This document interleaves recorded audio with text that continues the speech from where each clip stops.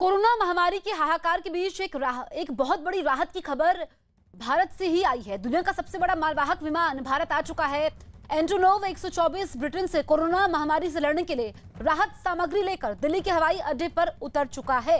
ये कार्गो विमान 3 बड़े ऑक्सीजन प्लांट और 1000 से ज्यादा वेंटिलेटर लेकर भारत पहुंचा है। जानकारी के मुताबिक इस विमान के भारत पहुंचने के बाद कस्टम क्लियरेंस की प्रक्रिया को तेज करके इस राहत सामग्री को जल्द से जल्द अलग अलग अस्पतालों में पहुंचाने का काम किया जाएगा।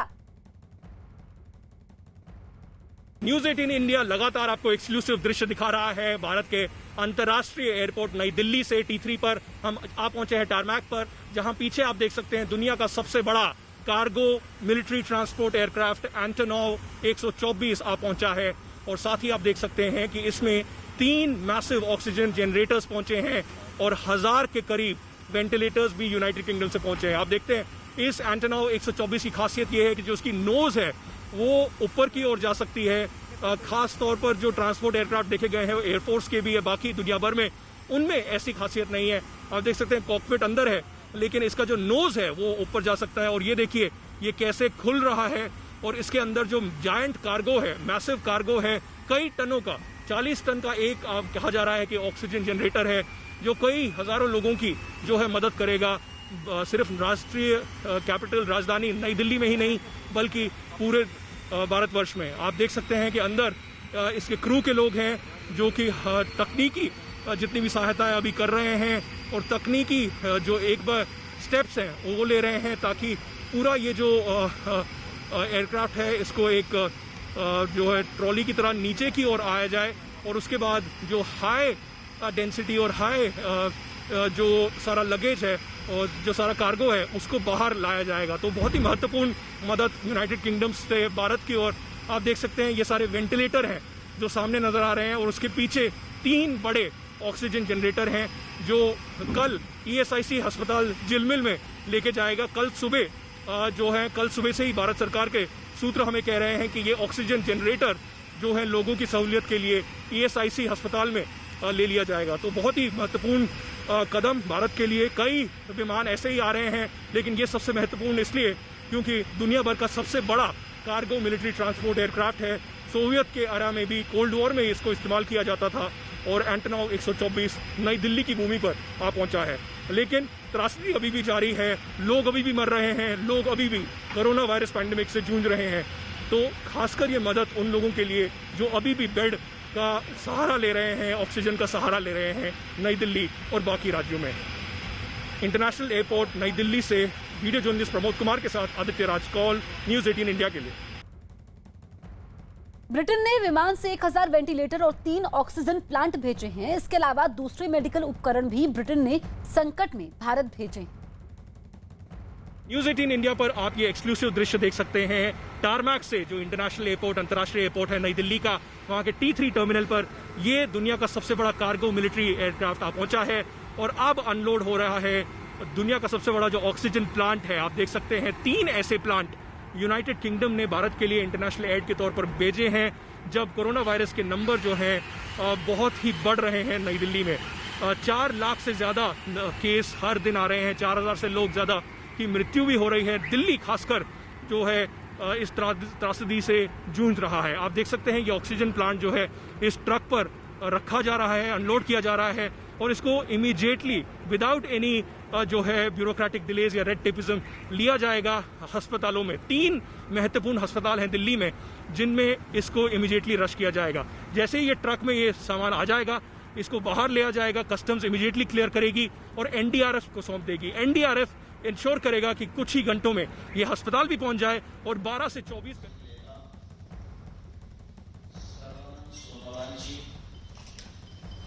हमारे प्रदेश के अध्यक्ष आदरणीय रंजीत दास जी और हमारी नवनिर्वाचित विधायक बहन नंदिता जी, इन लोगों की ओर से नाम का प्रस्ताव भी हुआ और नाम का समर्थन भी हुआ। मैंने सभी विधायकों को बैठकर पूछा कि कोई और नाम आप सबके जहन में है, तो कोई अन्य नाम नहीं आया। जिन बंधुओं के मैंने नाम लिए, उन तीनों लोगों ने हमारे सरकार में वरिष्ठ मंत्री के रूप में जिन्होंने अपने दायित्व का निर्वहन किया, ऐसे श्री हेमंत विश्वा शर्मा जी के नाम का प्रस्ताव विधायक दल के नेता के रूप में दिया। विधायक दल में इस प्रस्ताव के अलावा कोई भी प्रस्ताव उपस्थित नहीं हुआ, इसलिए सर्वसम्मति से मैं पर्यवेक्षक के नाते विधायक दल की बैठक में आसाम राज्य भारतीय जनता पार्टी विधानमंडल नेता के रूप में श्री हेमंत विश्वा शर्मा को इस अवसर पर घोषित करता हूं। सभी विधायकों से अनुरोध है कि नए मुख्यमंत्री होंगे, इसका ऐलान नरेंद्र तोमर ने कर दिया है। हमारे सहयोगी यतेंद्र फोन लाइन पर मौजूद हैं। यतेंद्र, जैसे कि चर्चा थी, अब हेमंत बिस्व शर्मा असम के नए मुख्यमंत्री होगी, सस्पेंस खत्म? देखिए, बिल्कुल आज सुबह ही न्यूज 18 इंडिया ने एक खबर चलाई थी कि हेमंत बिस्वा के नाम पर पार्टी आलाकमा ने मोहर लगा दी और केवल औपचारिक ऐलान होना बाकी है। जो 12 बजे विधायक दल की बैठक बुलाई थी उसमें होना, और अब वो ऐलान भी औपचारिक तौर पर बीजेपी पार्टी की तरफ से पर्यवेक्षक के तौर पर केंद्रीय मंत्री नरेंद्र सिंह तोमर ने कर दिया है। और साफ है कि अब कल यानी कि सोमवार को हेमंत बिस्वा शर्मा नए मुख्यमंत्री के तौर पर शपथ लेंगे। आज 1 बजे एनडीए की बैठक असम में बुलाई गई है। जो एनडीए असम में जो सहयोगी दल एनडीए के हैं उनकी बैठक होगी और वहां पर से भी औपचारिक तौर पर उनके नाम पर मोहर लगाई जाएगी। और उसके बाद 4 बजे शाम को राज्यपाल से मिलने हेमंत बिस्वा शर्मा जाएंगे और जो विधायक हैं, विधायक दल एनडीए और बीजेपी, उनका समर्थन पत्र उनको सौंपेंगे और औपचारिक तौर पर अपना दावा पेश करेंगे। और माना यही जा रहा है, जो सूत्र बता रहे हैं कि कल उनका शपथ ग्रहण समारोह होगा, यानी कि नए मुख्यमंत्री के तौर पर कल हेमंत बिस्वा शर्मा शपथ ले लेंगे। जी, तो कल उनकी ताजपोशी होगी। और यतेंद्र, ये जीत इस बार इसलिए भी अहम थी और कहा जाए कि इतिहास रचा था बीजेपी ने, क्योंकि पिछले 70 सालों में असम में ऐसा कभी नहीं हुआ कि दूसरी बार गैर कांग्रेसी सरकार की सत्ता में वापसी हुई है और सेहरा हेमंत के सिर बंधा है।